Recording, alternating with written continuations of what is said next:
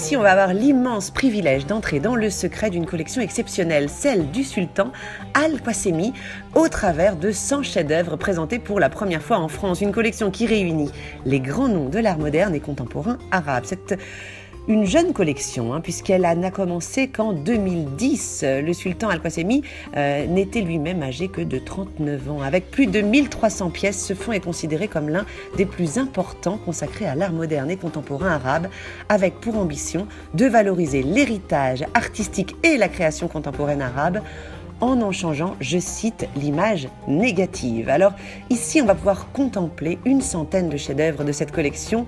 L'ensemble dresse un panorama de la création artistique arabe depuis les années 1950, aussi bien dans le domaine de la calligraphie, de la sculpture, de la peinture abstraite comme figurative, ou encore de la photographie.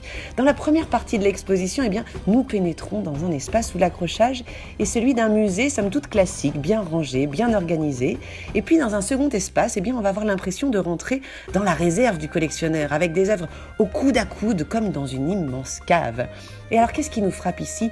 Déjà l'immense richesse créative, des œuvres éblouissantes, d'autres plus sombres. Rappelons que dans beaucoup de ces pays, le pouvoir considère l'art comme une menace. Ces artistes sont des messagers, en quelque sorte des porte-paroles des âmes libres et rebelles.